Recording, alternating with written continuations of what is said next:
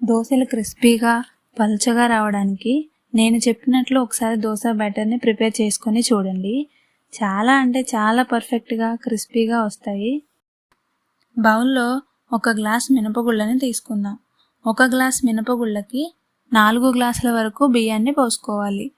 ఇందులోనే 2 టేబుల్ స్పూన్ల మెంతులు, 2 టేబుల్ స్పూన్ల పచ్చిపప్పును కూడా వేసుకొని వీటన్నిటిని వాటర్తో శుభ్రంగా కడుక్కొని పప్పు మునిగే వరకు వాటర్ పోసుకొని మూత పెట్టి పక్కన పెట్టుకుందాం. వీటిని కనీసం 6 నుంచి 8 గంటల సేపు నాననివ్వాలని గుర్తుపెట్టుకోండి. 8 గంటల తరువాత చూసారా ఇలా అవుతాయి, చాలా చక్కగా నానిపోతాయి. ఇప్పుడు వీటిని మిక్సీ పట్టుకుందాం. ఇక్కడే ఒక చిన్న విషయం గుర్తుపెట్టుకోండి. దోశలు వేసుకునేటప్పుడు మంచిగా కలర్ రావాలి అంటే నేను చెప్పిన ఈ చిన్న ట్రిక్ని ఫాలో అవ్వండి. ఇందులో మనం మార్నింగ్ వండుకున్న రైస్ ఉంటుంది కదా, అది కొద్దిగా వేసుకొని మిక్సీ పట్టుకోవాలి. రైస్ మీకు ఇష్టం లేదు అంటే అటుకులనైనా వాడుకోవచ్చు. వాటర్లో కొద్దిగా అటుకులను వేసుకొని కలుపుకొని ఆ వాటర్ని ఇందులో యాడ్ చేసుకొని మిక్సీ పట్టేసుకోవచ్చు.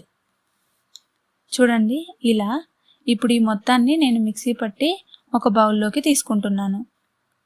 మూత పెట్టి ఓవర్ నైట్ అంతా వదిలేయండి. మార్నింగ్కి పిండి ఈ విధంగా ఫామ్ అవుతుంది. చూసారా ఎంత చక్కగా పొంగిందో. ఈ మొత్తాన్ని ఒకసారి బాగా కలుపుకుందాం. ఈ మిశ్రమంలో రుచికి తగినంత సాల్ట్ వేసుకొని బాగా కలుపుకోండి. ఇప్పుడు దోశని వేసుకుందాం.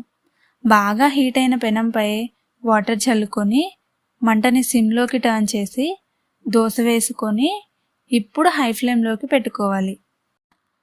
దోశ కలర్ మారి మంచిగా కాలిన తర్వాత తీసి సర్వ్ చేసుకోవడమే.